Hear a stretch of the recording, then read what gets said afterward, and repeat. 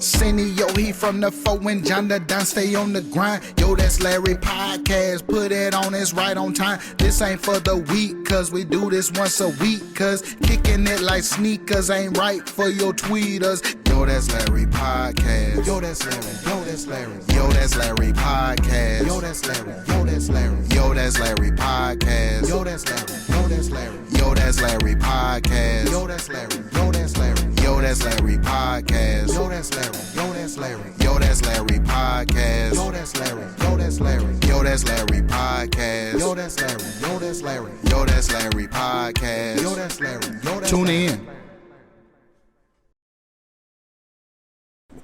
Buy these now. And we're back with another one. This is Yo, That's Larry Podcast. If you're new here, this is what we do here. We cover current events, world news, and we entertaining as hell. And I'm here with Senio from the 4. John the Don. Yo, this right here is a special episode. Like, we'll talk junk, cover celebrity gossip, all of that. But when somebody's doing something special in your hometown, you got to pay homage. And we're here with Chesterfield County's first ever black head football coach, Nick Dixon. How y'all doing today? Thank y'all for having me. No problem, man. Welcome to the pod, man. Yeah, man. Thank you. Like, we're going to include you in on, well, we're going to ask you some questions, of course, but we're going to include you in on some of our banter that we have. Nonsense. Shenanigans, yes. So, John, would you want to start it off? I mean, I don't mind. What's up? He kind of like the Obama of this. I mean, this is true. Yeah, I give Trailblazing. Football Obama in Chesterfield County. Okay, I thought it was just. That's a good, example, comparison. I'll take that. Go ahead, that's all right. Well, Nick, by you coming up Chesterfield, how was it like? I mean, it was good, It's kind of wild how growing up, I was in between two places. My grandparents' house and my great-grandma's house. My great-grandma lived on Cherry Street, which is in the city or town of Chesterfield. And my grandma and granddaddy, they lived out in the country. So my grandma and granddaddy it's a rural area. Hogs, chickens, cows. My granddaddy raised all that. Well, in the town of Chesterfield, it was like, had a lot of friends and there that lived there. But, we could go to the middle school, play ball, things like that. You could walk the subway. It was back then, grits and grocery store over 24 hours then. It wasn't. I remember that. Closing at 10, so you had Miss Jackson up there, getting, the barbecue sandwiches and hot dogs and things like that. So you could walk up there in the middle of the night during the summer, get you something to eat. You out there with your cousins and things. But, growing up wise, I played ball, in the country. All my relatives was out there. So just growing up, it was either ball, helping my granddaddy, raise them animals or whatever. But country boy. Yeah, So that's what we were laughing the other day. The kids was like, man, it look like it's about to rain. I'm like, yeah, it's about to rain. It's humid right now. You got the old thoughts already though. I said it's humid and you can smell the rain and I'm like, you think it's gonna rain? I'm like, yeah. Give it about 30 minutes. 30 minutes later, we running back up top, to get back in the shelter. But that's just the country boy in me. So we know it's about to rain because Larry's knees start hurting. So, I ain't got that over yet. Don't join in, man. But, it's coming. But, I'll wait till another 30 years from now for that to happen. But growing up, man, I come from a single parent home. But I had uncles and, other people around me that, helped build what I am now. I went to church. That was like one thing that you had to do in my household, man. I remember one time I was in high school at this time. I thought I skipped church or whatever. And my granddaddy we always went to Fats down here somewhere to eat after church. I got dressed. I knew they was getting out around about 1:30. Came about the house, got dressed, got ready to get in the car. Like, where you going? I was like, I gotta go eat. You ain't go to church, you ain't eating. I'm like, It's like that. I'll bring you something back, but you ain't going to eat. I'm like, things. So that I was like, you know what, I'm gonna go to church, and he always and still like, you know, I always give him his time. Yeah. You do all this other stuff, but you can't give him his time. So, you know, that growing up, so you know, growing up, it was fine.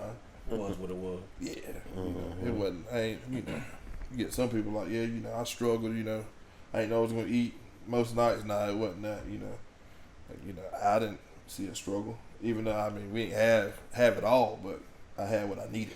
Yeah, I feel like kids ain't supposed to see that part. Yeah. That's how I feel. But I got a question for you. You got kids? Not yet. At what point did you decide you want to be a coach? Well, at Newberry, I started out as a biology major. I wanted to be a dentist. Yeah. And I had this contemplation, do I really want to work in somebody's mouth all day? I was like, nah, I don't think I want to do that. I like the pause, but Throw it out there, he gonna slam dunk it. Yeah. But, you know, I thought about that. I'm like, no, I don't want to do that. So I was like, man, what would I want to do that I would look as a job, as a vocation? What would I want to do and still be happy? And, you know, growing up being an athlete, say coaching, that's the best thing I could do, to still be involved in athletics and not actually playing. So that's what I'm like, well, you know, I'm going to have to teach the coach. So I started the PE route.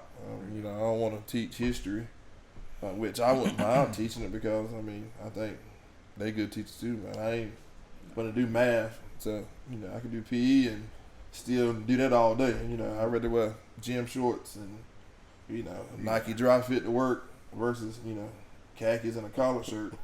That's true. So comfortable. You ain't got to iron that stuff. Yeah, nah, you just Throw it on gone. wash it, dry it, and throw it back on, you know. So that's when I was at Newberry, I started that route. But then I got my first taste of coaching. I actually helped coach after I was done playing at Newberry. I was still finishing my degree as a graduate assistant.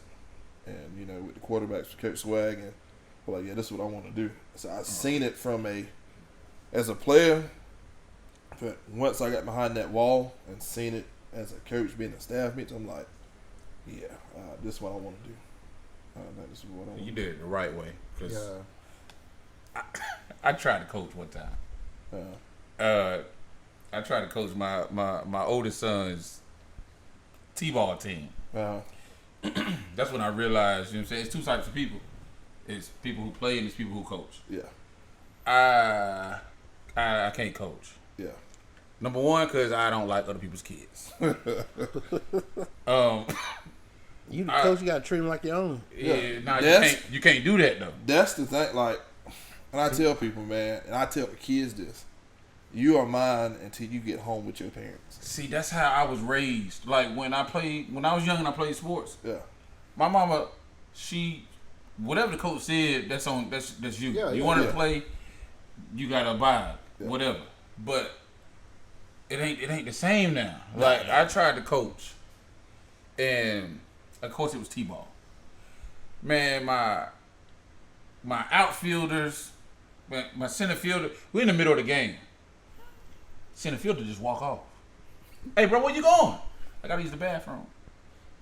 Bro, we was just in the dugout. What are you doing? At that age, kids is out there Yeah. having That fun. age, and like, I feel like I started too early. yeah, you started at Like- the age where you still a competitor versus them kids out there just they- having fun. Yeah. It's all about fun. That's why I said I might start back once they get older. Older, yeah. But I can't teach Yeah. fundamentals. You know what I'm Yeah. saying? I can't teach you how to Yeah, play. at that age, they gotta want to know the fundamentals. Man. But you, as a competitor, you gonna have to, you know, it ain't about the fundamentals. You need to start like teaching the fundamentals there, but it's about the experience at that age. Man, my third baseman had a sand castle so big in the middle of the game. I'm talking about the middle of the game. Yeah, Him and my shortstop, they was beefing. They about to fight because he ran out of dirt. He is going to my shortstop like, hey, you got to move because he got dirt. He trying to get some more dirt to make his. Like, man, come on, what's going on? but that's the I guess fun part of it. You see that me as a coach at a high level, I look at that and I'm like laughing. I'm like, if one of my kids is, I'll probably go AWOL. Man, that's what I did. I'm looking at That's this kid it's just What, they pure- about 5 or 6? Yeah. Yeah, they was, and that was my last game. I quit in the middle of the season. That's the pure joy of it. They could kill us about the ball. They out there just having a good time. Man, I don't believe in participation trophies. I'm trying to win. Also, yeah, I believe that. But, at that age, like I said, man, try to teach them the fundamentals. Let them have a little fun. And, and you got to build that relationship with parents. Like, let me coach your kid. I'm not going That's the second problem. parents. The parents. I told you my center fielder walked off. He had to go to the bathroom. The right fielder walked off behind him. Where you going? I'm thirsty. What? His mama is on the fence. Come on, baby. Here you go. I got. Yeah. No, we're not doing it. Key word you said, his mama. But you know what? Your I mama. went AWOL. Yeah. That's what I did. You wouldn't get paid for this, would you? No, I was It's coaching. volunteer No. work, So yeah, I went AWOL, man. Probably threw his hat down and everything. Then The next practice, the parents was calling me. Where you at? Phone on D&D. I gave up. I told them I might try again when they get older. I ain't. You're a better person than I am. Which, I mean, at my level, you have some of the same things, but you got to be able, like I said, it's the relationship. Parents ain't gonna let their kids play for somebody they don't trust. Yeah. Type deal at my level. At the younger level, you got it's a volunteer thing. So Now, one thing I'm gonna have to say, Nick.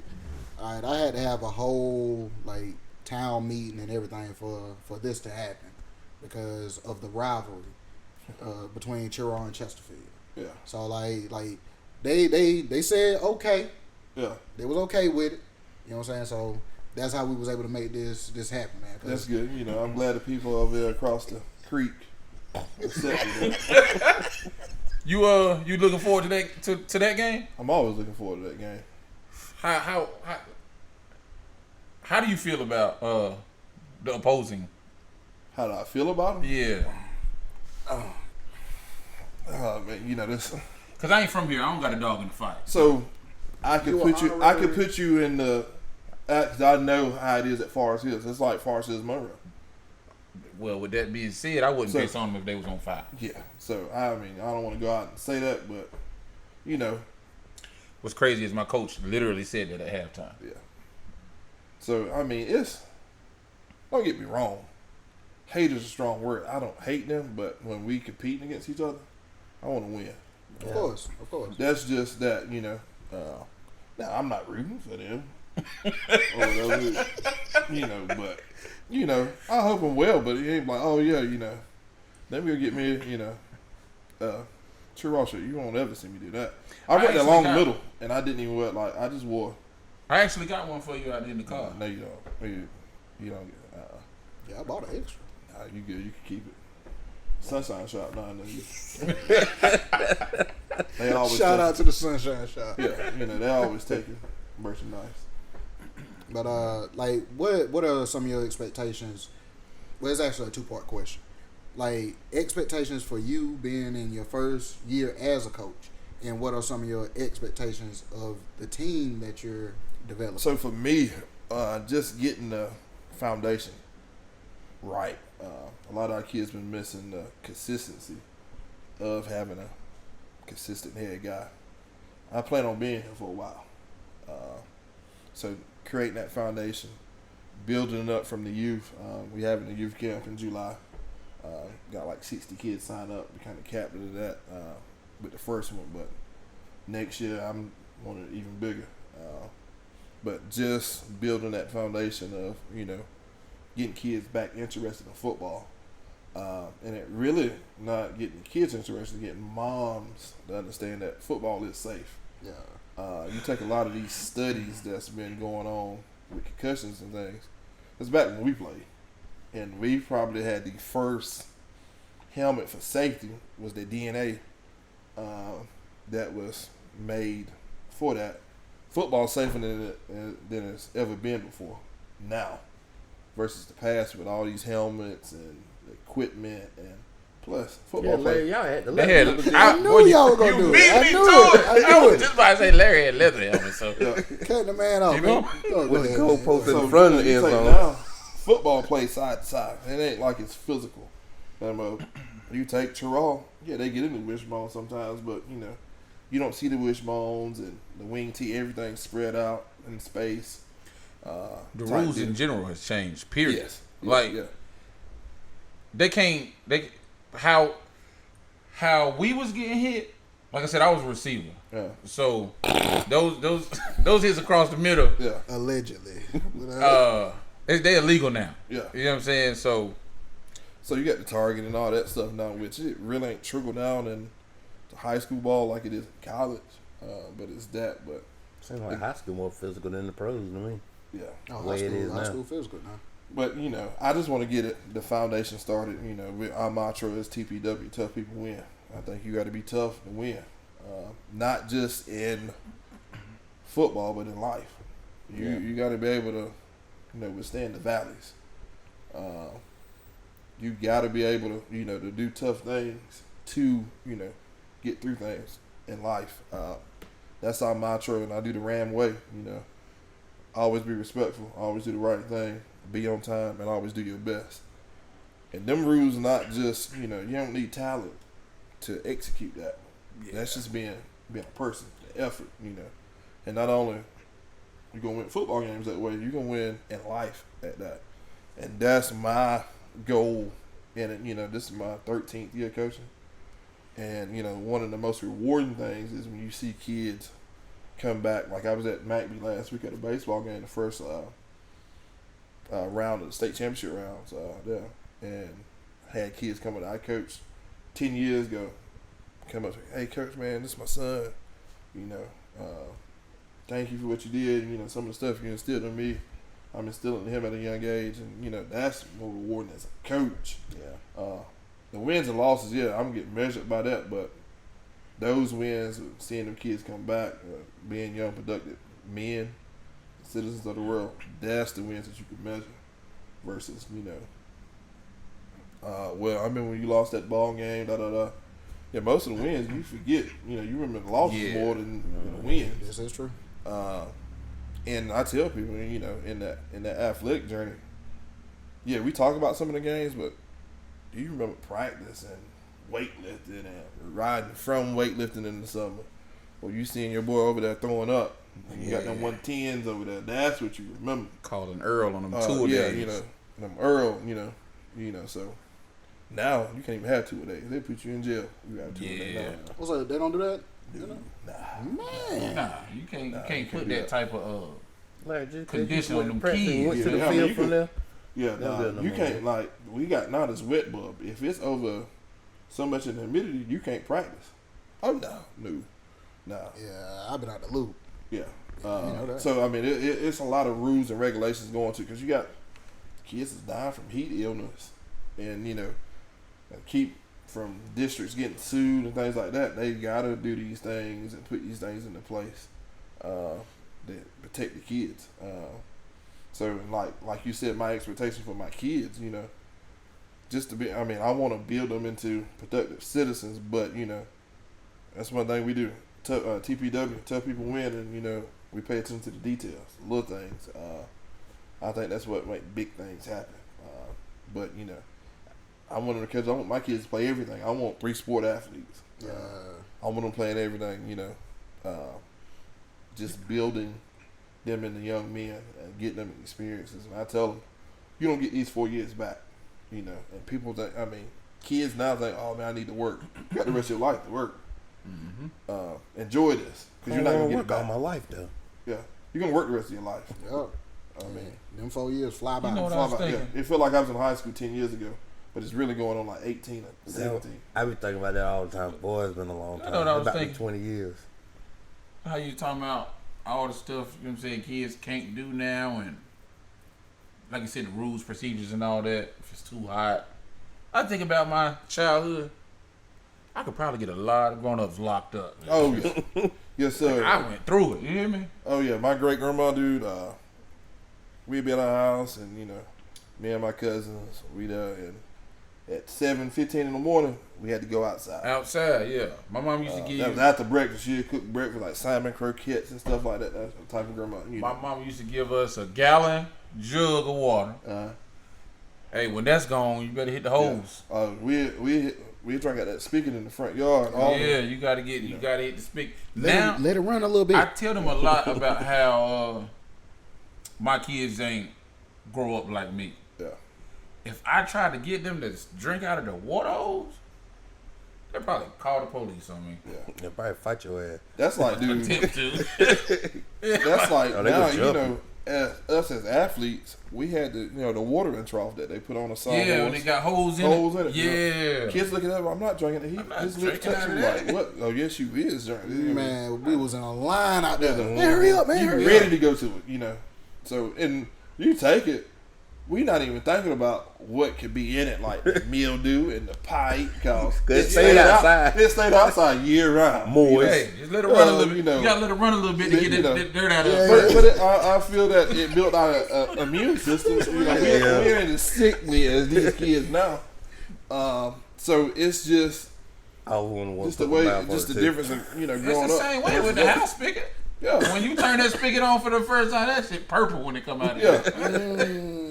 Yeah, let it run a little bit. It'll be clear, then you can drink it. That's like, man, I had He did a aunt, little she had that backfire. weird There it go. and it was hooked up to her, like she used to water her plants and stuff with it, and it had some kind of device on it with the liquid fertilizer in it. We got that drinking on it. Thank God I ain't dead now, but we didn't, we didn't know. We were like, oh man, it's water. I'm like, man, it tastes a little funny. It's flavor yeah. water today. Yeah. You got a cousin with an ear growing out of his back right now. You wonder why, like, our cousin, he do the things he do. It's probably because of that miracle girl that he Better stuff them inside. Drinking miracle growth all summer. like, why No wonder he caught that growth spurt. why come his back to kid it is this like time. that? Y'all stupid, man. But like different things like that, man, You don't know why you can't walk up the steps no more. Yeah, your fault. I'm like, man, I don't think you should be drinking. Oh, but it's good. He's like, you could drink it too. I'm like, nah, here, man, drink it. You're a punk. That's my point, though. That's my point I'm trying to make. Hold on. How long did y'all drink out of that before y'all found out? It was at least a week. It was at least a week, man. I'm like, I don't think you should be drinking this. Yo, I was like, where y'all get that water from? Outside, he's like, no. She's like, no, don't drink that. He's like, what's gonna happen now? And then turn him into a Ninja Turtle. Be fast. So it's like, Be what's gonna happen now? fast. The fastest one in the state now. Oh, boy. But So funny. But yeah, that's yo, John, go over it.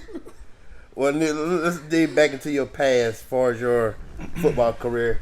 You play small fry? oh yeah, How was that it was for you? it was fun. That's back when we had like two big teams. We played Terrell.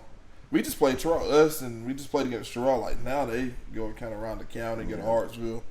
But I mean, small fry, we was I don't want to cut you off. What is small fry? that's like midget ball, Rick like ball. Pop Warner, y'all called it. Y'all was Oh yeah, we Pop- ain't had that. yeah. We ain't had that. So I was, If you can't play for the No school, helmet, no pants. oh, so y'all didn't have like Rick football. yeah, we didn't have that. So we had like Rick football. When you get to fifth grade, uh, you can play with the sixth graders in middle school. With helmets and pads, right? Yeah, the first time you playing this tackle, you all the way in. yeah, Pause. it was tackle. Yeah, hit your button. Yeah, we padding up at 8, 9, Yeah. somewhere in there. Third What grade. position you was in small fry? I played D, and I thought I was Reggie White back then. Reggie White. Yeah, I mean, we just back then, the bigger kids we had to play like D line and stuff like that. So Yeah, when you had you to wait. convert? You had to wait, right? Yeah. Yeah, it was the same. Man, we ain't had no choice. Like I never. We really forget. didn't. No, I don't think we waited. We just played because Cliff, he played running back for them, and he was bigger than all of us. back then. Yeah, Man, see. I remember when I was in third grade, I went out there, tried out for. We had the little tryouts out there at Arrowhead Park. man, they had me running routes. I'm catching everything. Like my mom out there, my baby good, good. Man, when that team called and said what position I'm gonna be playing, I'm like I'm thinking I'm gonna be a running back. You know what I'm Nose saying? guard. Emmitt Smith don't play that. Yeah. Jerry Rice don't play that position. What position that is? That's why you take everybody to see like the skill guys, and I'm playing DN. Who are Reggie White, Julius Peppers, and so I'm looking at them guys and like, I'm trying to learn the spin move and the hand fights and stuff. So like rec ball, I played like some defense. Got to middle school, I started playing quarterback then. Okay. 7th grader. I never played defense ever. I don't see the point. I don't like running around chasing people. You don't like hitting people. I don't want to hit nobody neither, or chase nobody. I don't want nothing to do with it. You want them to do it to you? Yeah, I played. Pause. First of all, that's what made me good at what I do. Don't put your hands on me. Don't touch me. I don't want to get tackled. I don't want none of this. I got one of my receiver coach, dude. My senior year, I threw him the ball 10 times, and he scored every time I threw him the ball. Shoot. Reason why? Not because it'd be like a pass down the field. He didn't want to get hit. I don't want to. Yeah, I don't like it. I don't want to get tackled. I don't want to get touched. I'm cool with it. Yeah. I don't do no tackling. I was taught the defense is for they dirty. They willing to get dirty. Yeah. Like nah. You got to be messed up in the head to play defense. That's why I never like offensive line, because offensive line you can't do what you do on defense. You know what I'm saying? Like you can't. It's more technical. Yeah, you know what I'm saying. You got Hand placement steps. Yep. You got to take the right angle at this guy. That's the thing with And once offensive the line. quarterback took your old lady, you let that man through then? Yes. I'm blindside. Oh yeah. Yeah, To the side. defense. I feel like it's just the maniacs. It's people that run around and hit themselves in the head and stuff like that. It's crazy. Yeah, some of the better defensive players ain't all. You're very easily intimidated, ain't you? That elevated on I'm the not, top. but I feel like that's what the type of person you got to be to want to run around and tackle people. Yeah. Like I'm cool. I'm. So you get off the bus and see one of they DBs that smoking a cigarette. You ain't messing with him, is you? I mean, I ain't messing with him no way. I don't care if he ain't smoking. I don't want to be touched. I don't like being touched. I don't like it. Don't put your hands on me. I don't want to be tackled. I don't want to be rolling around on this ground. I don't want no dirt on me, for real. So how many balls you let go by before you caught one? I let a couple of them slants go up them. Yeah, I let a couple of them go. What you do, trip and fall? Or you slow down? Just gator arms. What's the... Short on. Yeah. Right there, I couldn't. The receiver did that. Oh, damn, boy. Hey, you Can't too play far me. for me. I'm looking at the receiver coach. Don't put him back on the field. Shout out to That's as a Terrell. player. Shout out to Terrell Benson, man. He got me. I don't know the right way to say this. Yeah. He threw a slant. It was a little bit high. It was a good ball though. I'm not pause. It was a good pass. But I stretched out and Got stretched out. yeah, that was it. I ain't even got words. A little bit. Got stretched out. See what I'm saying? But yeah, that was they got me. They got me good. They got me. That's why you be acting like AB sometimes. I was also told that comes with being a wide receiver. Like when I got to college, it was like the defense. They just different. Like they hate receivers. They call them the pretty boys or Prima donnas. yeah. Like I want my socks to be. I like my back flaps. I want my shield. You want to look good I out want there. my gloves. Yeah. And I don't want to get dirty. That boy look good. Yeah, I'm out there trying to take pictures. So you would Wait for the newspaper to come in that weekend. You Yeah, want to be I want my chain. I want my chain on. Want your dreads hanging out the helmet. Defensive players, they uniform don't fit right. Stomach all out. Yeah, they pulling their pants up all game.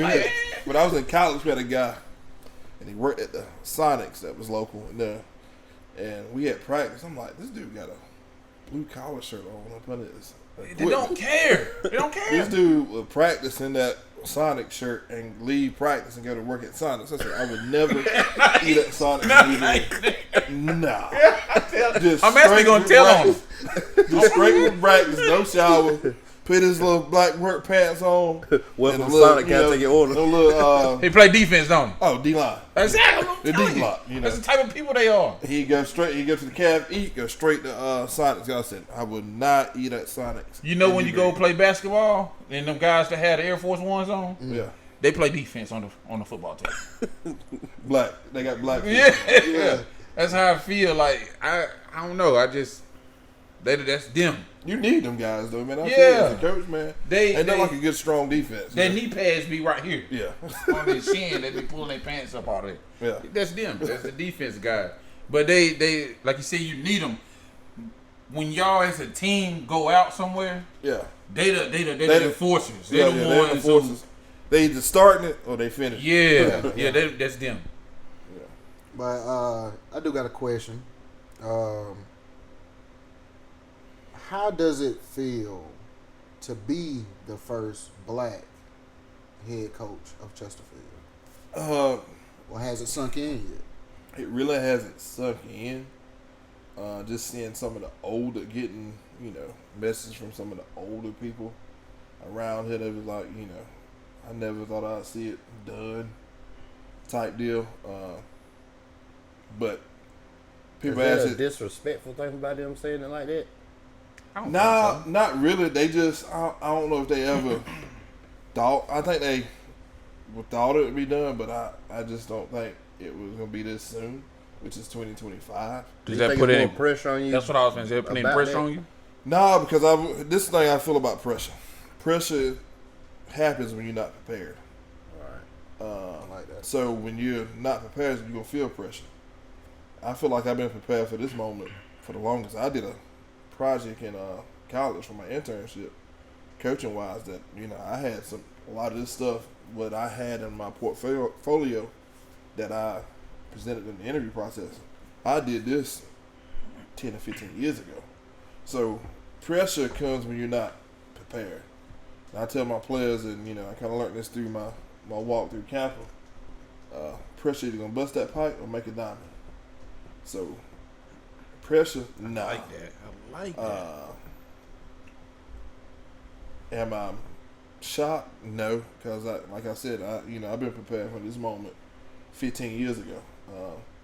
When I played my last down in Orangeburg in a Chesterfield uniform, I wanted to be the head coach then. So this is something I've been wanting to do for a minute now. Is it pressure? I think I got more pressure on myself than anybody outside. Yeah. I'm my biggest critic.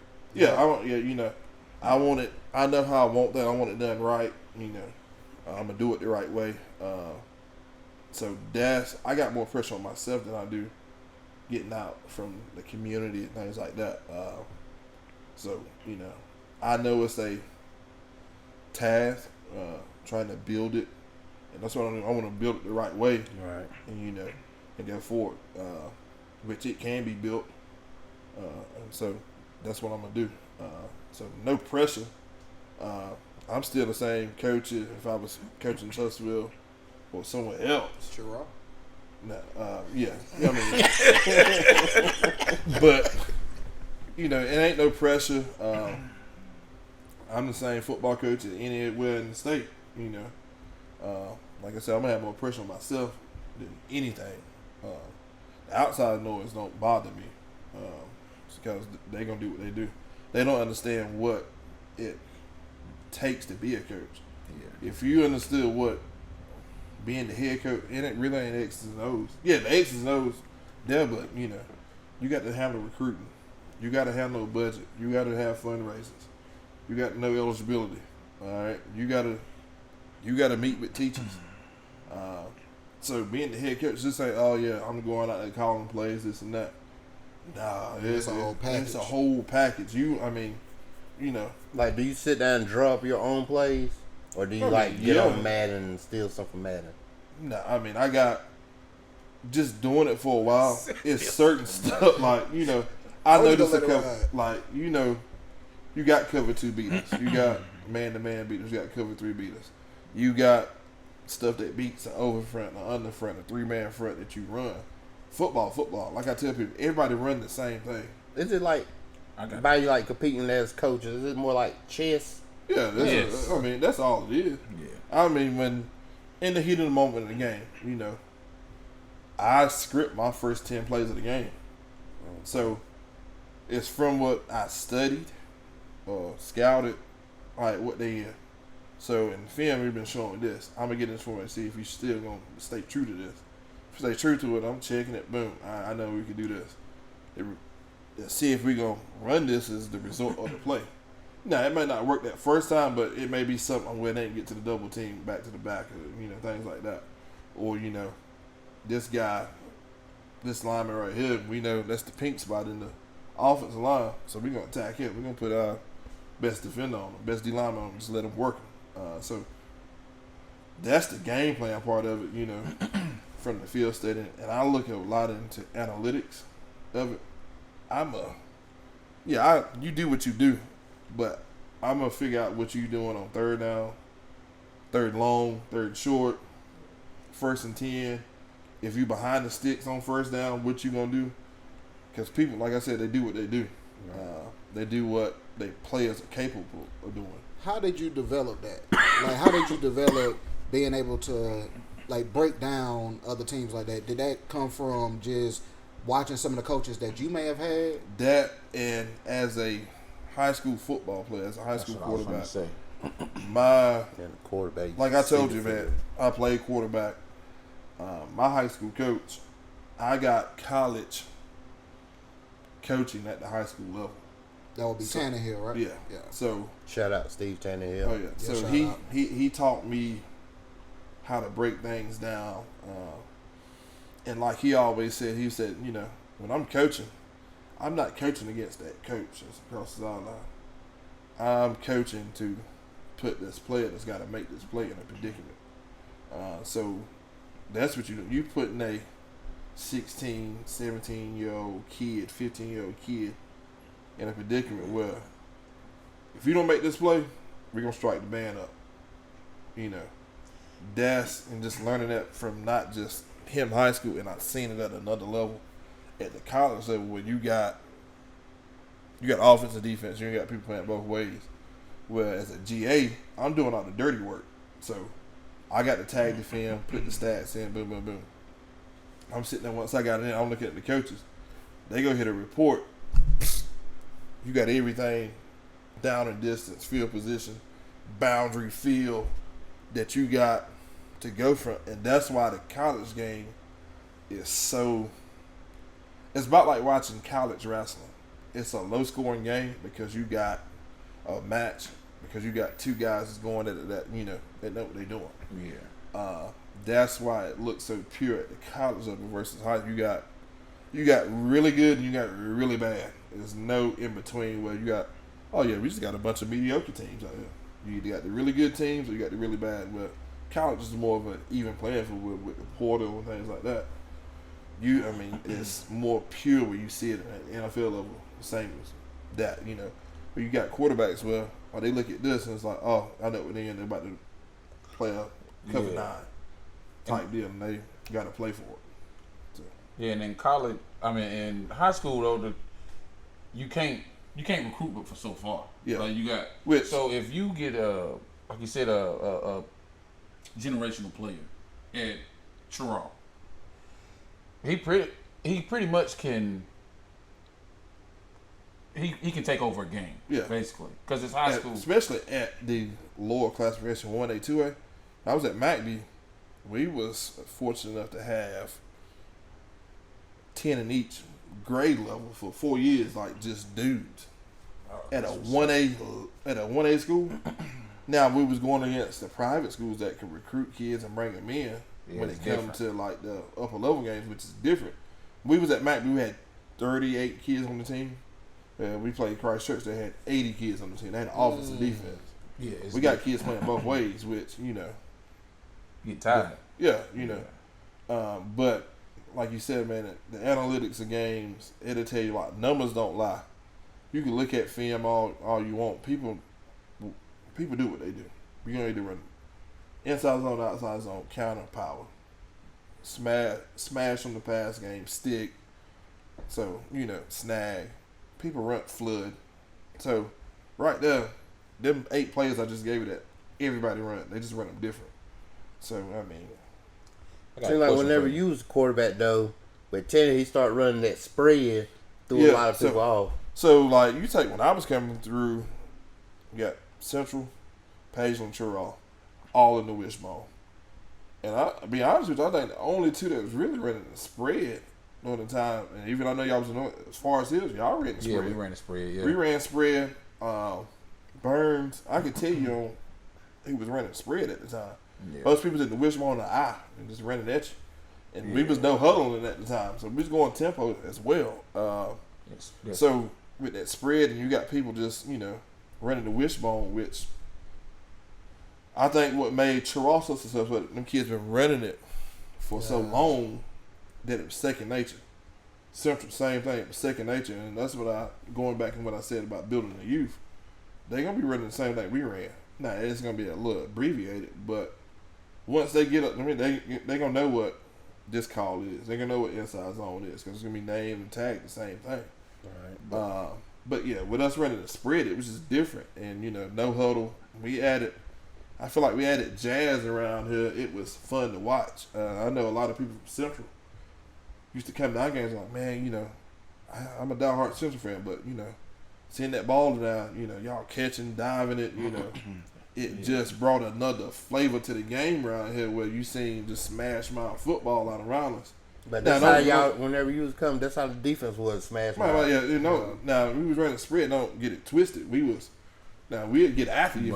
If we wanted to run the ball, we could. And that spread, also, you on the island, like you really had to know what you was doing. Like you had to be an athlete. Yeah, so you take teams where you gotta, and we was fortunate. We had some dudes. Now we had an all-state running back. All my receivers was all-state. And they might not been all-state them years or whatever, but they ended up being all-state guys. But you had dudes. You had to, you just can't go out there and play man to man. What's the most you threw in one game? In one game, like 4 or 5 against. It was 4 or 5 against West Shores. Yeah, that's tough. Yeah, that's a lot. That's a lot. 4 or 5, but I only threw the ball 12 times. Oh, you was letting it fly. You either letting it fly or they wasn't tackling. We had to do. They wasn't tackling or they you was letting it go. We was down 22 nothing, going in it was like 4 minutes and 14 seconds going in the game. We ended up scoring twice back to back. We're running a concept we call Fox. We had a quick out, and they go. Most people call it zip on the higher levels. Our receiver come to me, Robert Sala. He was like, "I don't care if I'm open, throw me the ball," and that's the edited version.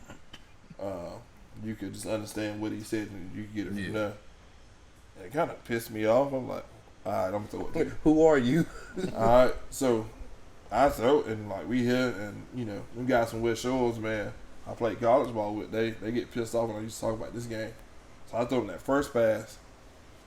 But it's kind of behind him, so this dude tips it up in between the guy that's in front of him. He had a defender in front of him, tips it to himself, catches and score. Boom. Gets the silent. I told you throw him out. He played defense too. That's right before he had to get back out on defense. So they ended up making another stop. And again, we called the same coach, like, what y'all want to play with? I said, we're doing the same thing. I said, this time, take off. So we ready to play. Boom. I hit him in stride down the sideline. We down 14-22. End up winning that game 38-22. 38-27 or something like that. And that was 4 minutes and something left. At 4 minutes going into halftime. After the second quarter, we walked the dog. Was this a playoff game? It was a playoff game. This is the second round of the playoffs. And West Shores was actually supposed to win it that year. They was like number 1 team in the state. Hadn't lost the game. They beat Greenwood that year, which was good. But how did you prep yourself for that upcoming game? See, that game, man, and be honest with you, man, it rained all that week during practice, and we really couldn't get outside. And everybody talked about it. Oh, yeah, oh, this is the farthest we been, you know, if it is this and that. And us as players, we like, nah, you know, we going to beat them too, you know. Yeah. They ain't no better than Chirop Central. You know, so let's go, you know, we going to knuckle up and, you know, see what's going on. And, you know, at halftime, the thing about that, we going back in halftime, and our coach was like, look at them. Them boys like struggling to get to the locker room. They was just kind of, like I said, we was no huddle. I say, you know, going fast. then with 10 had y'all boys in shape. Yeah. Yeah. I give them that. Y'all didn't get tired. All 4 And we quarters. seen that, and that was just like, oh, we about to walk the dog on them boys. And Right. they was like cramping in the third quarter. We just like, let's go. So, I mean, just prepping for that game, it was like watching the film, like, dang, they get up front. Homeboy Smitty, I don't think he had been blocked that whole year. He wasn't blocked the first quarter of that game either, to be honest with you, until he got tired. And He was in your face. oh, yeah, he was, I mean, he was on my back the whole time. But, you know, just preparing for that game, it's just like anything else. You know, back then, it ain't like now we got huddle where you just send a file document in this thing. You had to go trade film. So coaches had to go meet and trade these DVDs or VHSs to watch film. Yeah. Was that like a big secret type thing, changing films and stuff? Nah, which we coaches did. knew. We did it Yeah, too. yeah. You know, it was like, it was a part of the code. You know, like you had a game, you met. Like You had to find a team that they already played, and they had a team that you already played, and y'all would switch. Watching the film and for even that like, games. so like if I'm playing you this week, all right, you know, you at Chirol, we're gonna meet film. Let's go. We'll trade at, you know, Walmart. I got to go pick groceries up or something. Yeah, We'll it's trade illegal for you to record their game. Yeah, But they can give you the record their comedy, game. Yeah. Okay. So like now huddle, we just send. All right, we playing. Here you go. I got my 3 games. They're gonna send you 3 games, and that's how you trade that. But Do it be like? Do they give you like their best games, or they give you like a little? no, they give you your last 3 games, but some of the copies they Yeah, give you. it's just- You got some people, and they actually do this.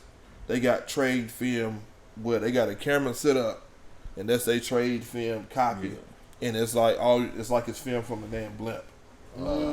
So it's like you can't really see nothing; you just see images. Right. But knowing me, some of my coaches in the state, and I, I'm like, hey man, you send me that film, I look out for you on the flip side. They send it, boom. And like I tell people, I'm gonna send you the best copy we got. You gonna get it anyway. So Yeah, you get it from somewhere. You gonna get it from somebody. So Yeah. here you go. So now I don't give the end zone copy, but the wide and tight, you can have. You gonna get it anyway. Yeah, because it's legal for you to record your team, Yeah. but it's illegal for Somebody else. somebody you else go. to record. Now you So, got like, people. somebody teams. Terrell come to a Chesterfield game. Yeah. just for Oh, you fun. got like really. A lot of people won't even record the game. They'll record the guy that's signaling. So like, the guy that they think may be signaling or giving the play may not be the live guy. And You you got know, about 4 or 5 guys over there. you know how long it I know took what me cars they be to holding realize different that's why they sides. got the biggest cards. Yeah. It took me a long time to realize Yeah. what was going on. It like some of them cars, it may be they got all them pictures on it, but it may be one picture on that card that tell them what the play is. So like, they didn't do like you used to switch a man in and out, come in, run, and tell the play. Nah. Nah. We don't do, we don't That's do why that. they got the big old. They cover their So, face like- with the cards so nobody can. And that's what it's like. Even on the teaching side, I was telling teachers that I'm like, they're like, how y'all get plays? And we're like, we got our own language. Yeah. And so like, you take my plays are named after different things. So like our run game, something got Atlanta Braves. So our kids know like Atlanta Braves, they know what it is.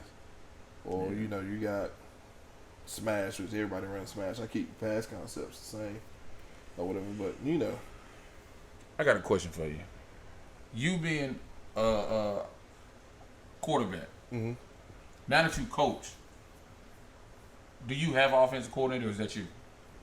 I call my own plays, but I do have an offensive coordinator. All right. And honestly, he's my offensive line coach. Yeah. So he's really over the run game, which I, do my own run game stuff. But, if he sees something want to do, and like I tell him, And he coaches the offensive line. He know what they could do. yeah. If they could do it, let's do it. And do you feel like you more tuned in with the quarterback? because Yeah, you wasn't. and this my philosophy on that. I think the quarterback, I coach my quarterbacks, and I feel like the quarterback has to see it as the play caller see it. Yeah. Because if he doesn't, Two different it's pages. a disconnect. You're on two different pages. Yeah, So I agree. if you don't see it how I see it or how I'm prepping him for the week, you kind of fighting against the flow of the game. So he had to see it how I see it. So we practicing that week. Well, we running this pass concept. We reading this overhang here. Yeah. So if he do this, boom, boom. So me calling plays, and like I say, I got everything scripted the first 10 plays. When I'm calling that play, I'm really looking for the next one. So I'm kind of like two-step. I'm building on what I'm trying to do. So I feel like he had to do it. Yeah, I'm a quarterback, but if you, get down to it, I like to run the ball because you moving a man amongst his will. Yeah. And if you can run the ball, and it's like football, simple. If If you can run the ball, you can win games. You can win stop the the game. run, you can win games. Yep. Yeah. Passing just add a little jazz to it. Yeah. The running, it opens everything else. Yeah, because if you're gonna load the box up and create the one-on-ones on the outside, Yeah, you can throw the You ball. know, If you can run the ball, you can throw the ball. yeah. So that run game will build on top of that. Yeah, I call my plays. I done been a defensive coordinator before, so I see it on both sides. And I tell people that's playing quarterback. A lot of people like, man, it's just throwing pass and it really ain't. And this probably will blow y'all mind once I say this. I said, you got to know what 22 people doing on that field and have to make a decision in 3 seconds. So think about it. All 22 people that's on the field, you got to know what they're doing. Then actually execute what you got to do to make it a positive or a negative play. Well, make it a positive play, but it could end up negative. But Yeah. think about it. A quarterback is there, and a lot of people hard on a lot of young quarterbacks. You got to understand what they're going through. Right. So they gotta control the shit. All right, get the play, and you may have somebody on the field like, hey man, what I got to do here? And it's like, we got to do this. Yeah. Because they ain't gonna ask. Most of the time, running back don't know what they doing. They ain't gonna ask the coach coach. what I'm doing. So you got to know what 22 people, that's the offense and the defense, is doing, and make this decision in 3 to 5 seconds. If you got 5 seconds to make a decision, that offensive line doing their job. Yeah, I was about to say you got a hell of an And that offensive D line. line is terrible. But Is it scary stepping up in the pocket? Because Nah, it don't crumble around. You worrying about somebody coming in from the side. You don't. Nah, see. because and people like you ain't really when you dropping back, you don't see the D line. I didn't. You got to feel them. It's a field. Yeah, you got to So feel I'm here. I'm looking downfield and I see space. I see grass.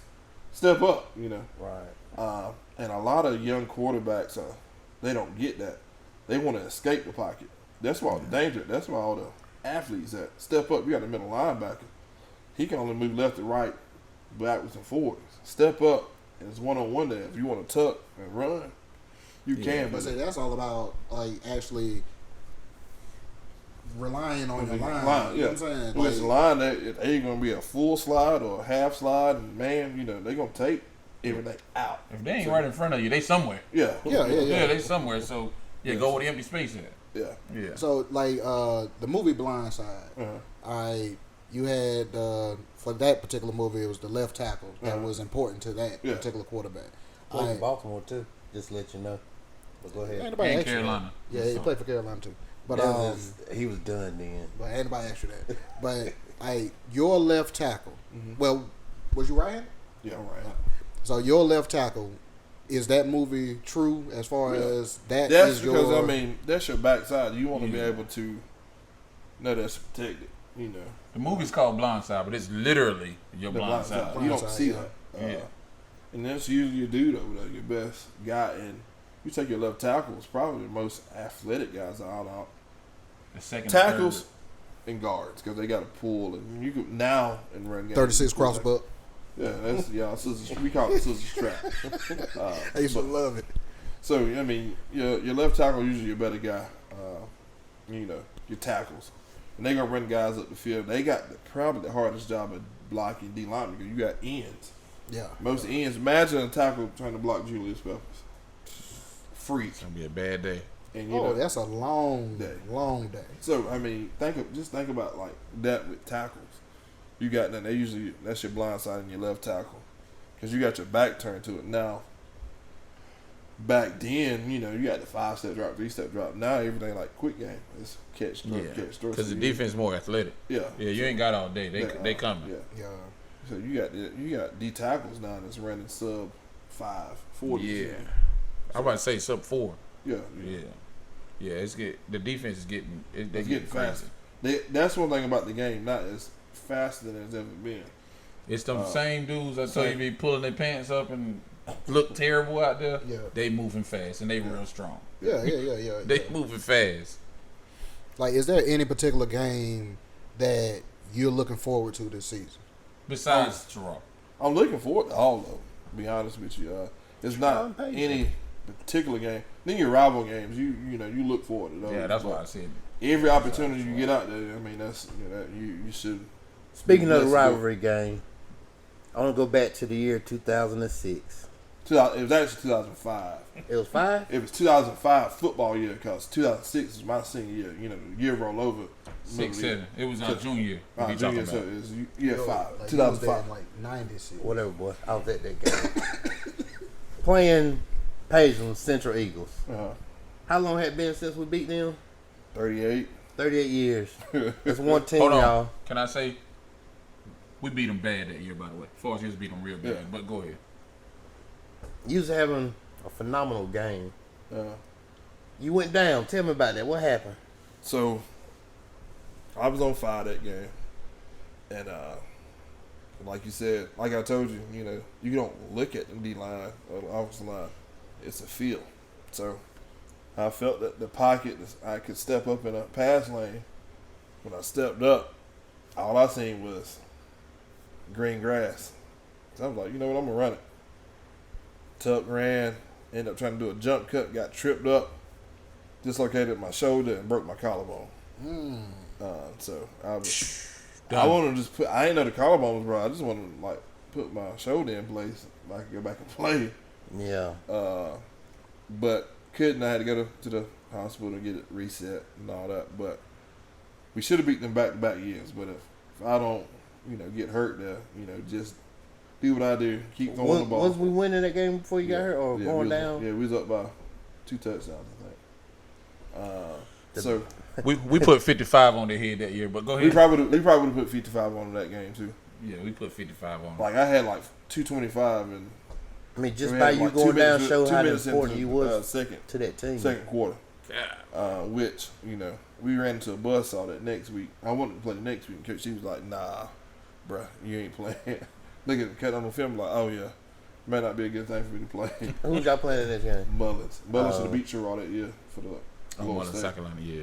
But for you even saying that the next week, broken collarbone, dislocated shoulder, Yeah. right? Next week you want to play. Yeah, Yeah, things is different now. Was that the throwing side? nah, it was 9-3. That's just. that's So, just I mean, competitive, it really man. was. Yeah, but things different now. Yeah. Nah, I ain't got to throw with that now. It is what it is. TPW tell people win. All right. Hey man, that player, like something happened like that nowadays. Oh yeah, it's done for the season. Oh, done I for the tell season. and I tell my Over. kids, I'm like, you play football, you're not gonna be 100%. If you playing football and you're not feeling no pain, you ain't playing football. Yeah. So you gonna have bumps and bruises, but I used to want to break my arm just to be in the cast. I thought it was so cool back then. It's, dislocated, bro. You got some past trauma that you trying to get. you can break it If today it's a if you want cast. He to. played on defense, man. Get all the signatures on it? I said we can break it today if you want. Nah. But I'm up there in age now. I might not hear back fast I enough. I just wanted to compete. Right. that's all it is. I took that motivation going into the next year now. That next year, It made that game more better just because the people around town, if you wouldn't have got hurt, we would have won that game. So And Paisley got a lot this of right miles. here, Oh, definitely. this what Sure, I do made too. that game But that wasn't make rivalry fun. so intense the next year. So I had some kind of interview in some newspaper, might have been the Link or the Pacers Progressive. They was like, what about, and this is preseason, they were like, well, the Pacers game, what game you looking forward to? I was like, you're a Pacers game. I said, I'm going to start off where I left from that game. I already put, I'm like, we're going to beat them. They had a coach that, like, printed that out and put it on the lockers and like, we're going to kill them, you know, type deal, type, you know. Just, you know, get regular the locker team room stirred talk. up. Yeah, motivation. So that made that game even bigger. And like one of my better friends, which he done passed on or whatever, and he was like, we talked about it. He was like, yeah, man, coach, that defensive coordinator, Coach Benton, like, man, we want to kill you that game. You know, we had it all in the lockers, this, that. We seen everything you said. But you know, that game was a good one because I mean you beat Central for the first time at their so place. many years. Yeah, and we were like, we're gonna white out the street. That was the motto going into that week: white out the street. And we beat them. And I tell you, I seen grown men crying, like just boohooing, like Yeah, because they went and bet the whole check that week. like man, I'm talking about like people from Chesterfield, like tears of joy, like we beat them, we did it. And like one thing I used to hate is they had this chant at the end of every game before that year. 1, 2, 3, 4. We ain't beat you since '68. You ain't beat us since '68. Then they were like, it's 3 things that's for certain and pacing: death, taxes, and beating Chesterfield. That would have pissed me off. Oh boy, it pissed me off to this day. So I mean, I wanted to, you know, beat, and like we had beaten them boys in like middle school ball and things like that. But you know, and I used to tell Blue and them boys, I'm like, man, how I feel to be the first class to lose to Chesterfield? And them boys was like, man, come on, man, kill that noise, bro. Let me tell you. I had one time in sports that I wanted to cry. One time. Remember I told you, I don't know if we was recording yet, but I was telling y'all about the Shelby. Yeah. We lost in the game before state to Shelby. In basketball, that same year, we lost to Shelby. Yeah. In the game before state. Yeah. And they started chanting, just like football. Do. I said, oh, man, that hurt. Yeah. That hurt bad. That's the dude. We beat Calhoun County, and they had outside Jefferson. Like them, we shouldn't have beat them. Like I said, it came down to coaching, really putting us in the right positions. But they was like, our basketball team played them the first round of the playoffs. It was like, yeah, it might have been the second round. They were like, yeah, okay, y'all got us in football. Y'all ain't gonna wait till the night. Dude, it was bad. It was bad. It like they had 10 people on the court, man. They were like, yeah, y'all got us in football, but the night y'all about to catch it. They went like 4 years in a row without losing a game. From like the year before that, like the 06 basketball season, 05. You know, yeah, I mean, amazing. you know, just They they were were just dogs. dudes, Yeah. yeah. So I mean, that game, you know, it was special. Be the first to do it. That team, I mean, with that team was first to play for a state title, first upstate champions in football, you know, and you know, me and Boo was on the first state championship wrestling team our freshman year, or whatever. So I mean, we had the guys there to win, and we just, you know, we had to put it all together. Right. And I tell you, wrestling made me a better athlete. Not, you know, that, but I think Coach Abernathy tapped into that killer instinct, because he didn't. He. I mean, Whoever he coached, they know him. yeah, they know what went on in the cafeteria. We're just gonna leave it at that. You know, Yeah. so. I mean, they also had a dynasty with that too. Yeah, I mean, you look at wrestling, dude. We was just. It didn't matter who came down to the field. They gonna leave with an L. Yeah. I tried to wrestle one time. And I didn't understand, you know what I'm saying, dropping weight, bending weight and all this. So I go in there. He was on there trying Told to put me. a stone cold stun on somebody. Nah, I didn't get to wrestle. Disqualified. I didn't get to wrestle at all. I went in there and they told me, you got to drop 4 pounds. I got to wrestle in like an hour. I was like, what am I supposed to do? He gave me a trash bag, told me to go run. 4 pounds ain't nothing. That's it. Never mind, I'm good. I quit. Not doing that. Yeah. Where I turn my gear in. You just want me to go run right now. Go run and drop 4 pounds. Yeah. Oh, my homeboy had they dropped my homeboy off and had him run to the school because they was going competition somewhere. But it was about a mile from the school, and the bus drove beside him while he was running. Because he had to drop weight. He had to drop weight. That's crazy, man. That's the Now they got. I'm calling the police. Weight, but you got to do that before the season because they got these hydration tests now that you can't just drop. Dad, they didn't implemented that, dude. Yeah, see, I ain't. A lot of things we did. That's when I realized wrestling wasn't We for get me. you fired. That's when I realized it wasn't for me. I ain't. What? No. That's crazy. I'm lazy, bro. Nick, I want to go back to your championship game you had. How did you feel after that game? Because I mean, did you wish you had one more year just to make another? I wouldn't even run say at one more year. I just needed one play.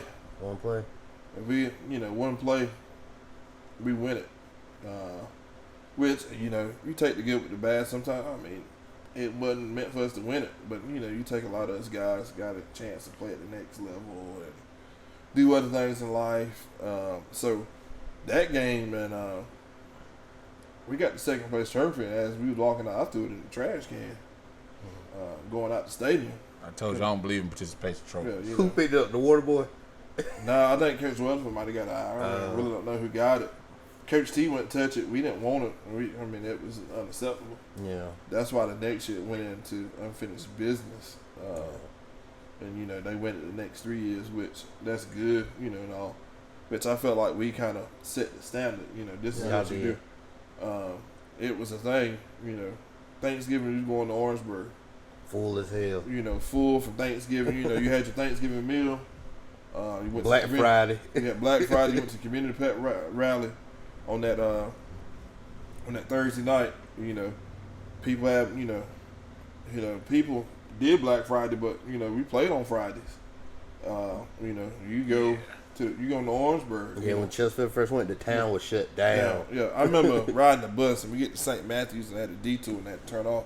I just happened to look out the window and you ought to see the line of cars that was behind us. Mm-hmm. That was the first time we did it. You take it now.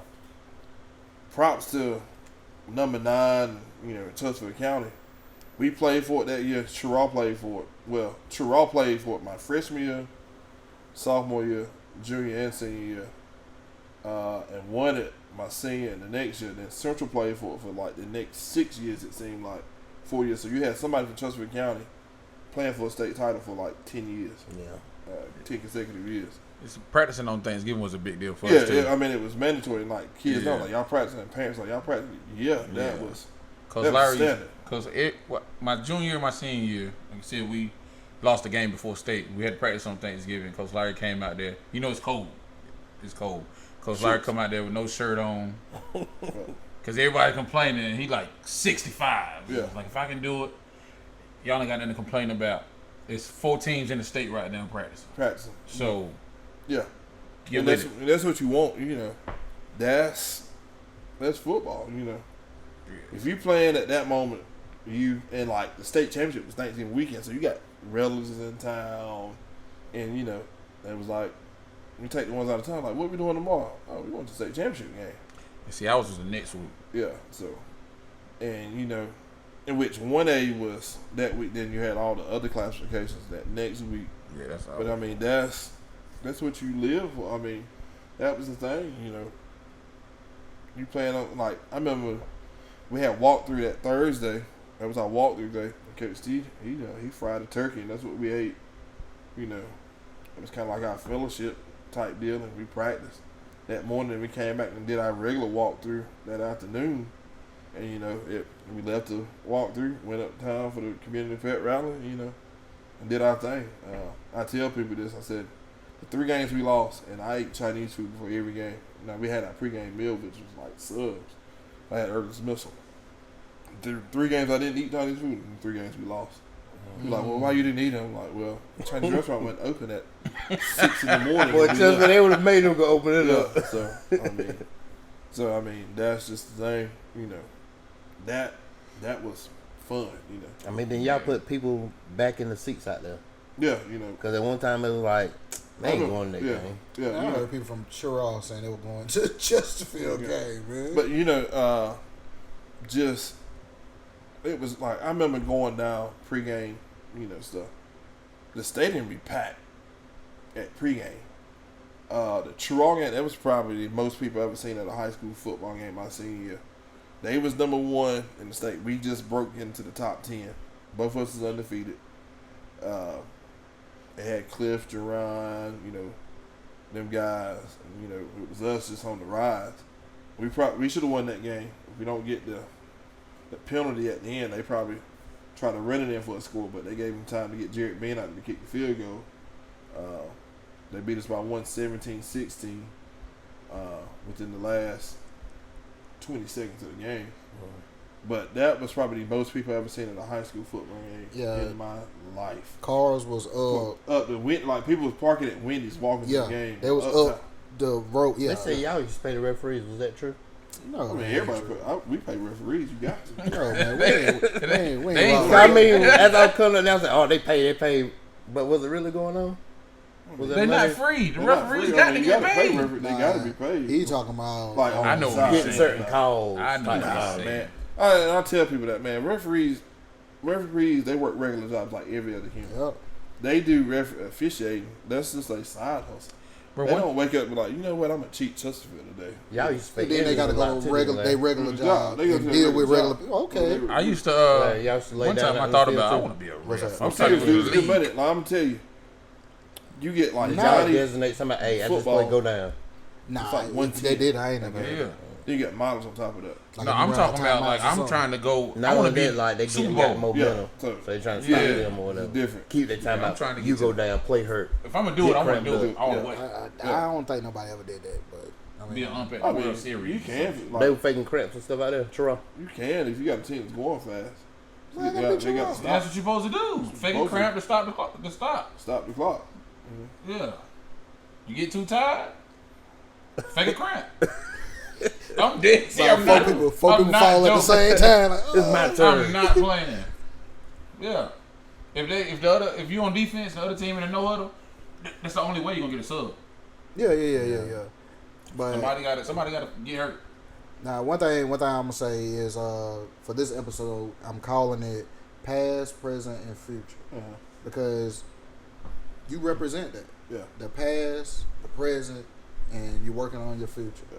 Like that's amazing. Nick, man, what was it like playing for Steve Tanner? I mean, being a baseball player growing up, kind of, knowing how to play baseball. If it came down to, I probably would play baseball in college and football. But he taught me the game, so I ended up getting a love for it. I had to learn how to play quarterback in a spread sense. But he was a disciplinarian. He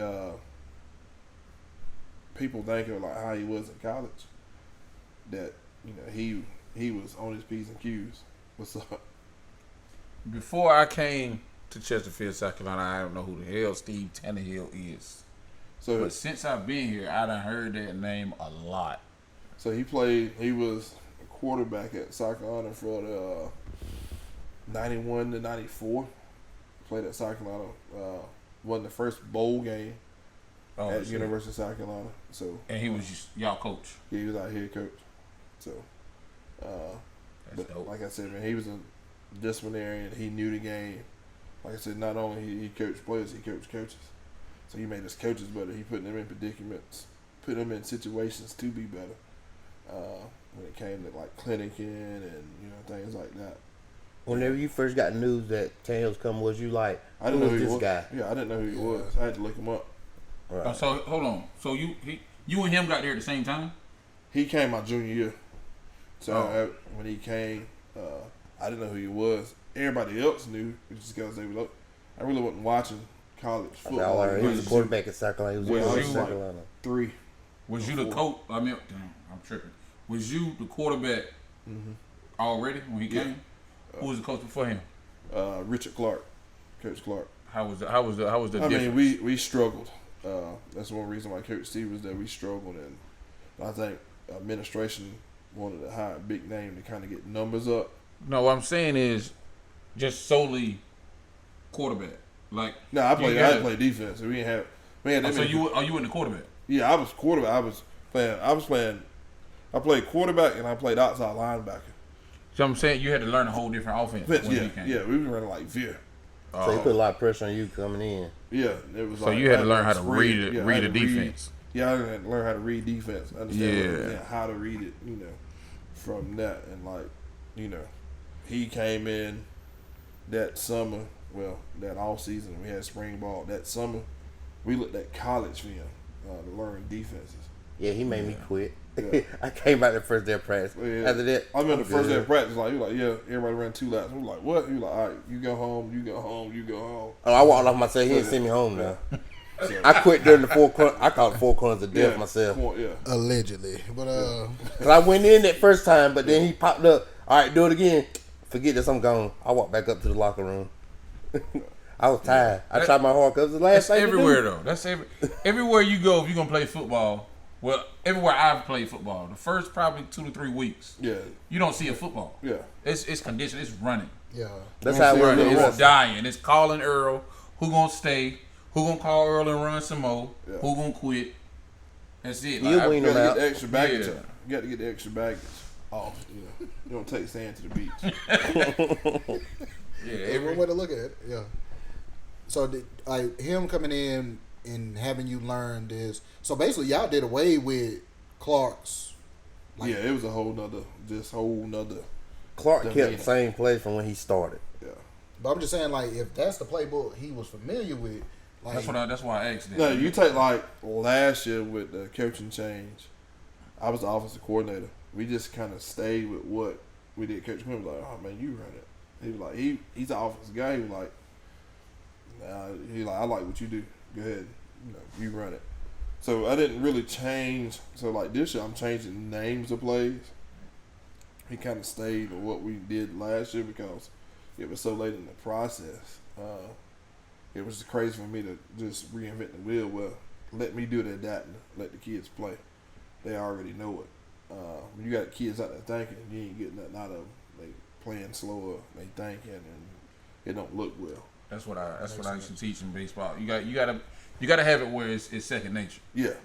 So like we got a passing league T-ball Tuesday, and we've been we just ain't been outside to really rep it like one because it's been raining all. We've been in the gym, so I've been repping kids the out there push-ups. It may not look as polished as it should be Tuesday, but we're gonna build off that.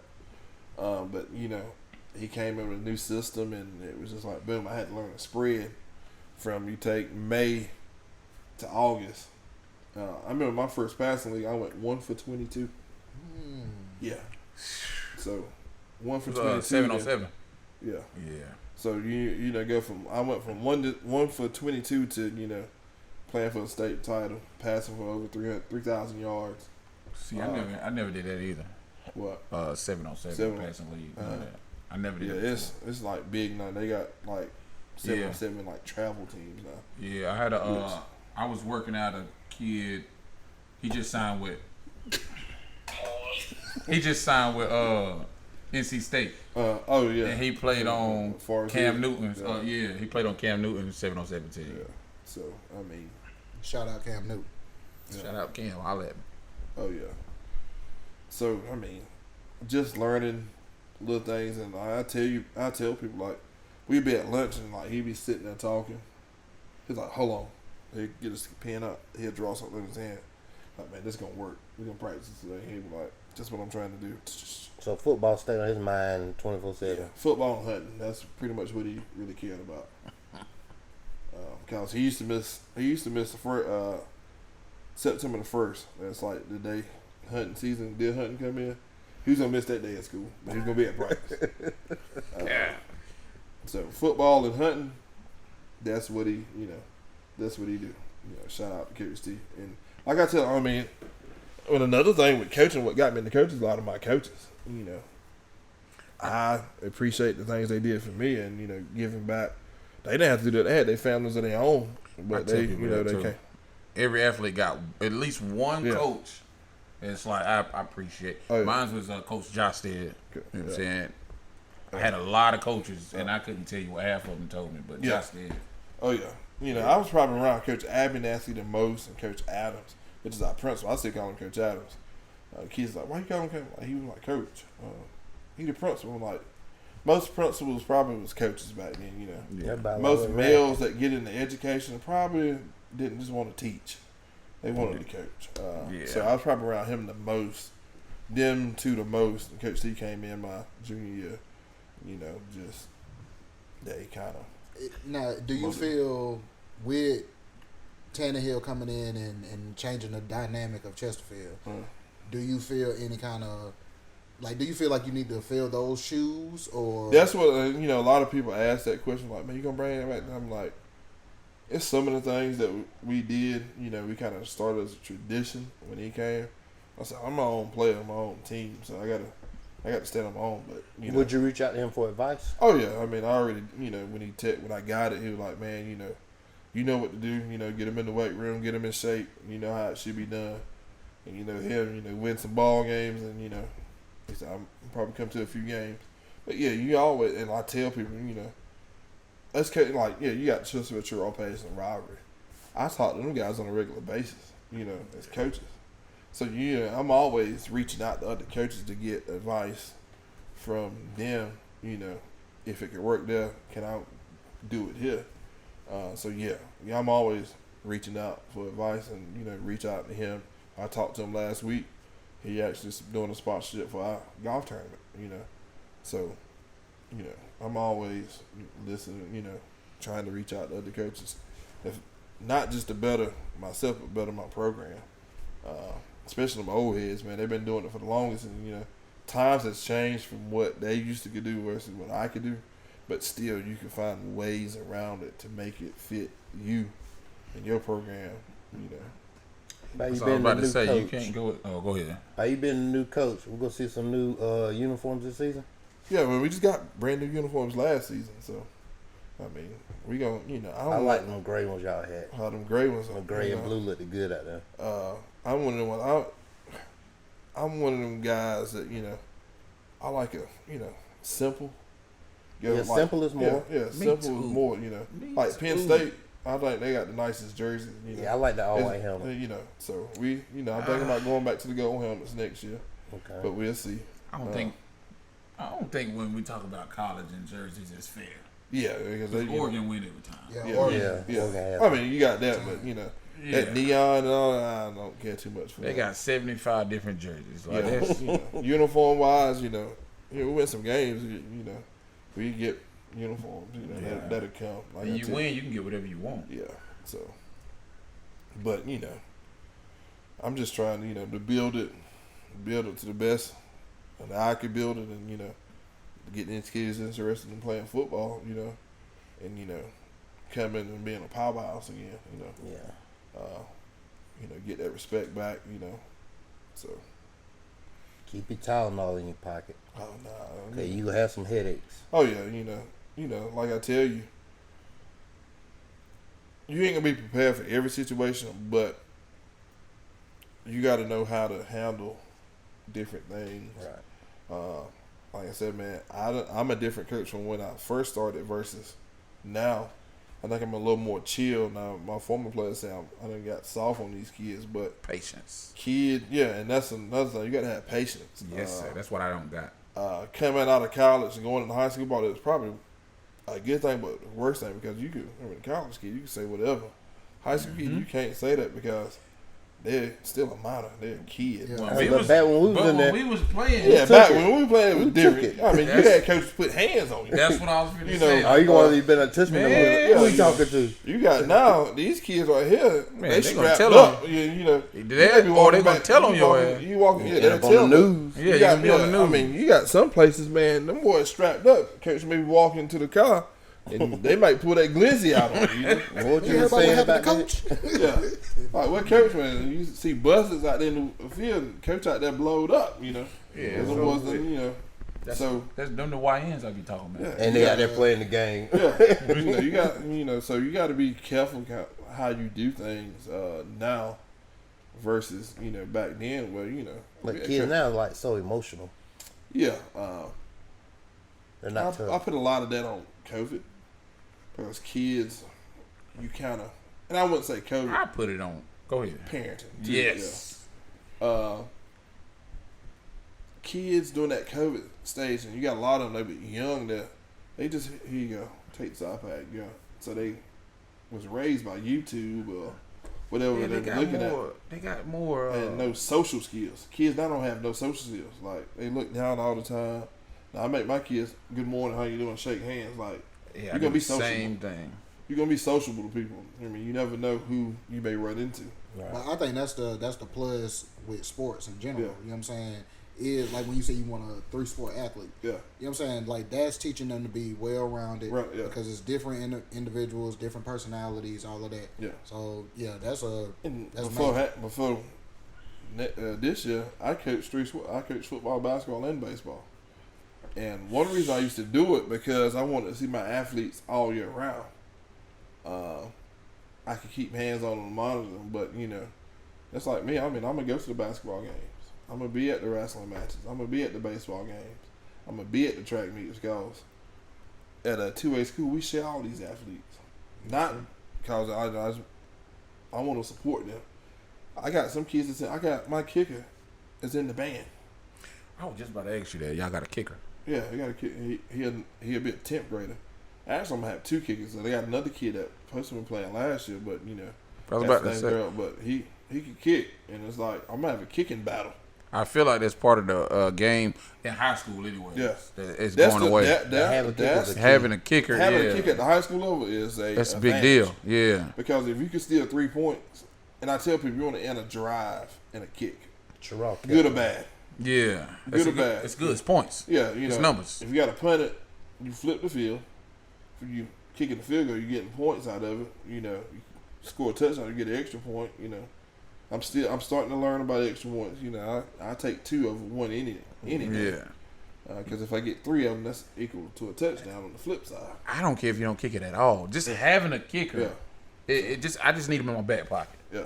And that's part of high school. It's leaving. Like, Yeah, you know.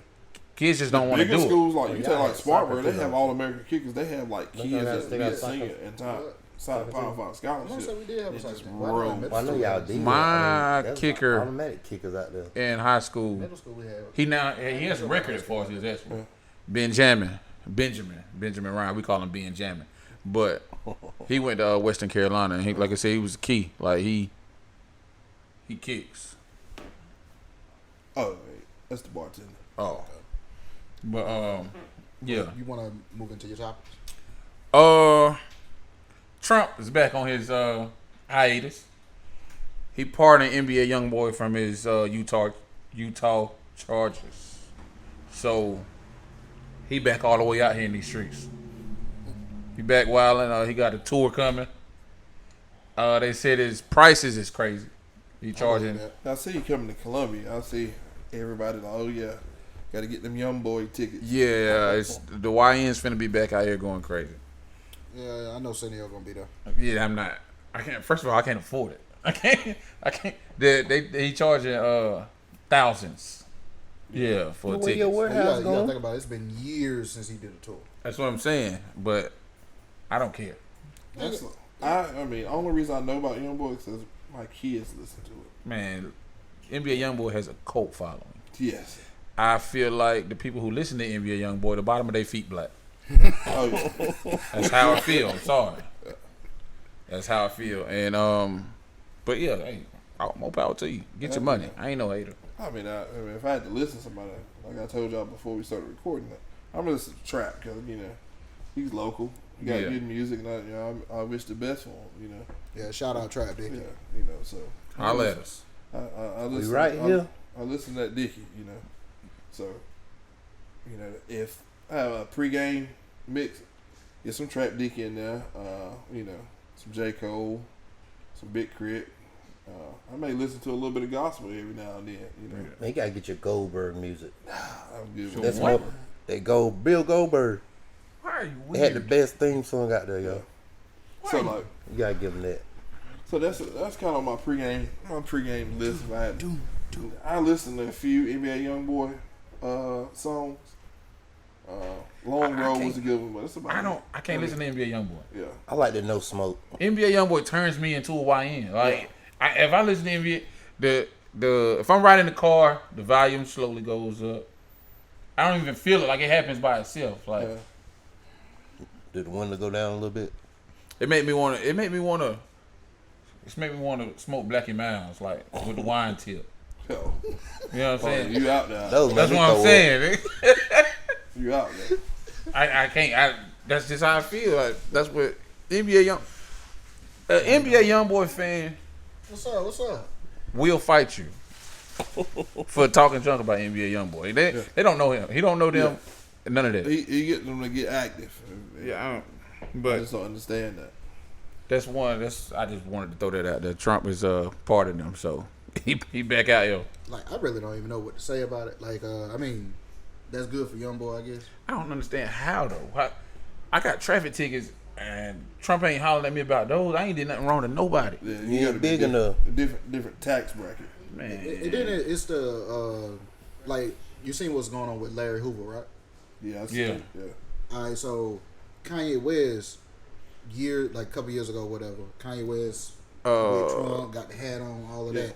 And they say what that was is, yes, he's putting his bid in to run for president, but hold on, who? Kanye West. At that time.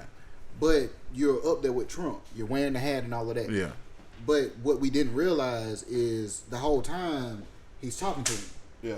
Like he is in his ear. So yeah, I'm letting everybody know I'm running for president, but I'm probably not gonna get it. You gonna get it. But hey, can you do something for my man?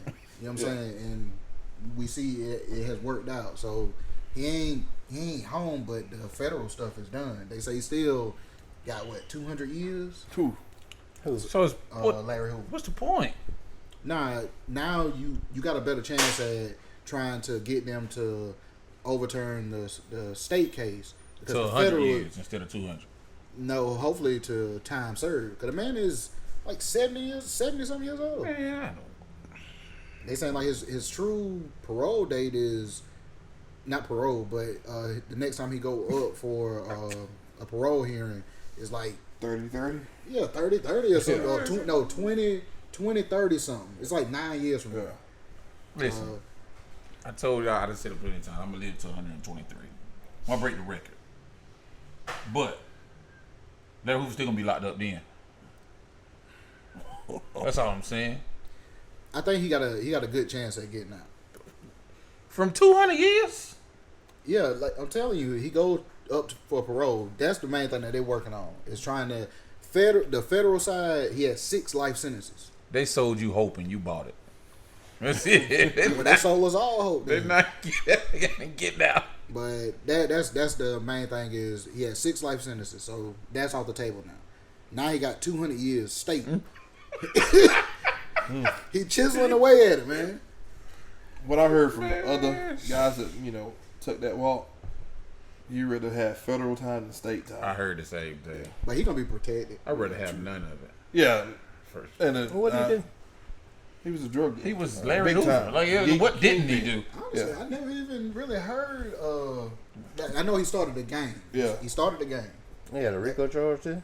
You might as well say I it. might as well say it. That was before the Big Rico. Meech so and that's Larry crazy. Hoover. Big Meech and Larry Hoover kind of ran together.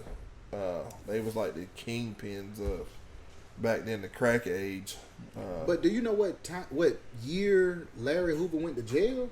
It was like in the 1960s, wasn't it? 70. I think they said 73. Man, it Yeah. don't matter, man. He was on the 200, jury, wasn't 200 years. My mom was just one. he? You should Yeah, have Your done mom it was that day. one when Larry Hoover went to crazy. jail. Yeah, That's crazy. Man, yo. he more comfortable where he at this point. yeah. I mean, He done got used to it. Yeah. He institutionalized. But he He got do. he got convicted of something else while he was in jail. Like he was running some kind of organization. Why I not? think he got a RICO charge in jail. Man, What's the worst? They can just add more time to Yeah. it. Just leave that man. That's the way he Leave look. that man alone, man. Get that man the needle, man. Let him be. At this point, man. Yeah, they should give an option. But then sometimes that's the easy Or way out. 200 too. years. The needle or 200 years.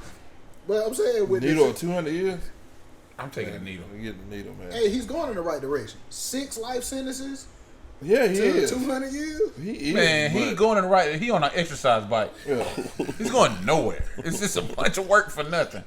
A lot of people doing a lot of paperwork for no reason. Man, Somebody paying them. That's what I'm telling you. I It's do the work too. pointless. that's crazy. Dang. But man, like I said, I don't even know what to say on. I guess shout out to Larry Hoover. Man, shout out to Brian Steele. Oh yeah.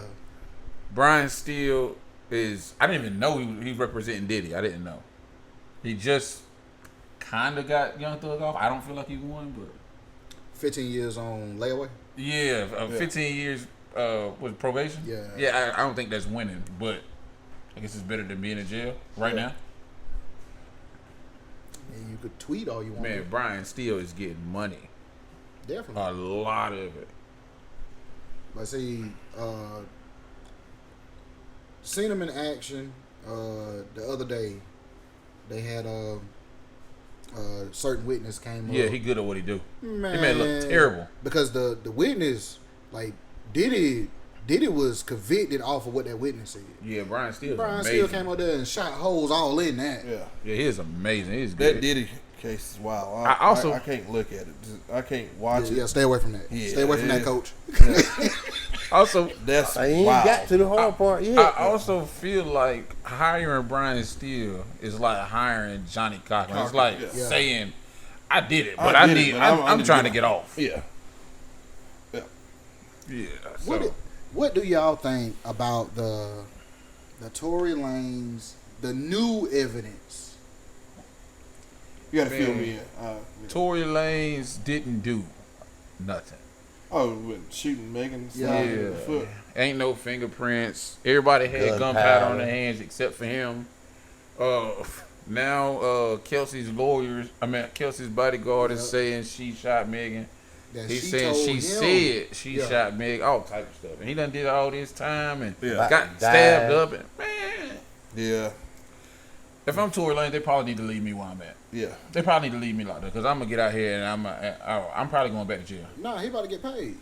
Forget paid. Man, Man, they railroaded that man. I'm shooting everybody. if that's the case. They done they stabbed me railroaded. 14 times because of y'all. Oh no, They need to leave me in PC somewhere away from everybody because if they let me out on these streets, I'm gonna be back locked up. If I'm Tory, Yeah. that's what I said. I doubt jail is where you want to come back to after what happened to him. That's what I'm. But what's the worst that can happen at this point? You're back to jail for 200 years. You die. Man,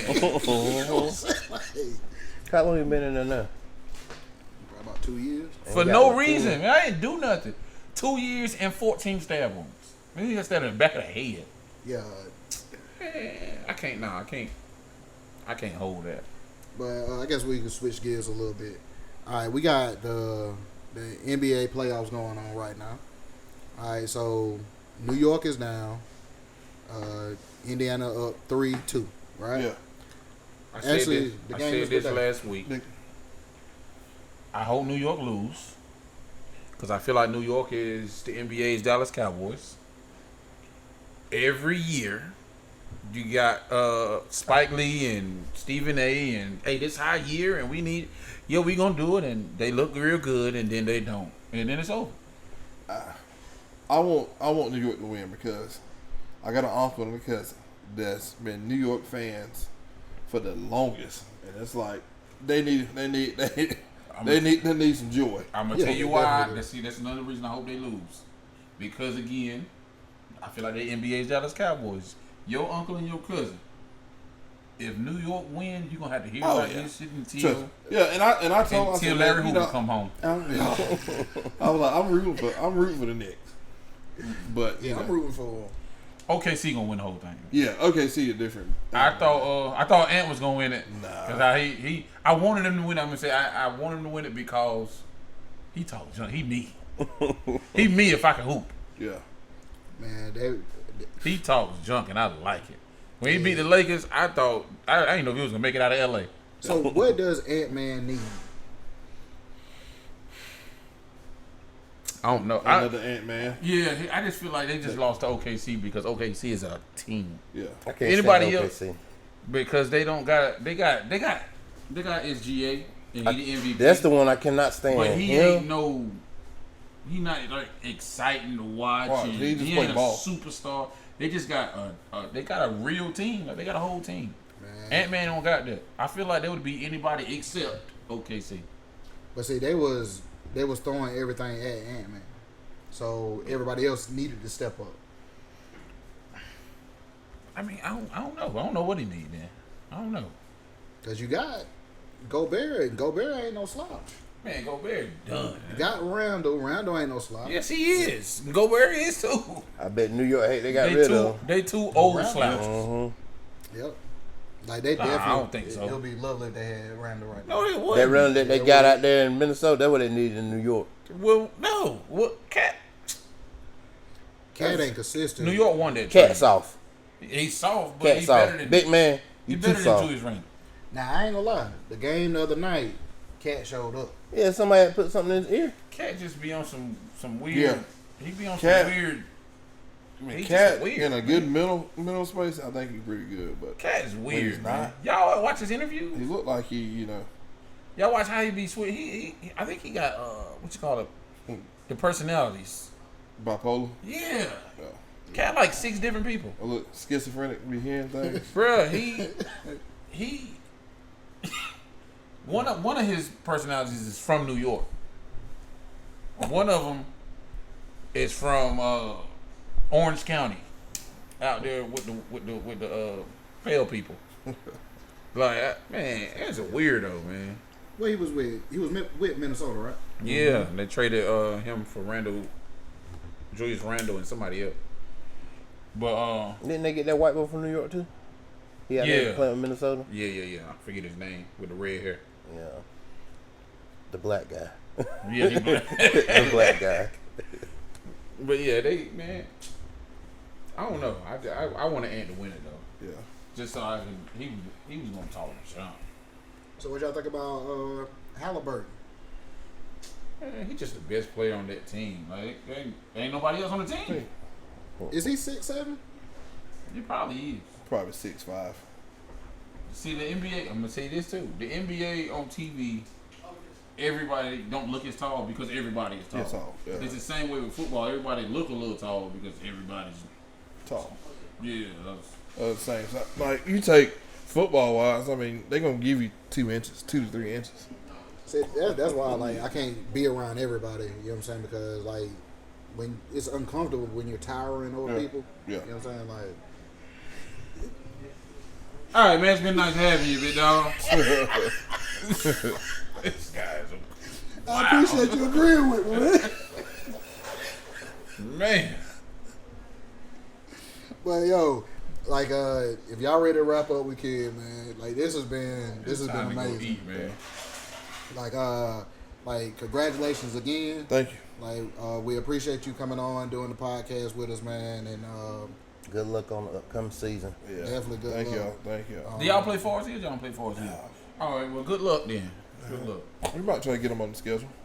Don, you don't want to do that. Good luck though. We'll play them at Wingate University. You know, a little neutral site.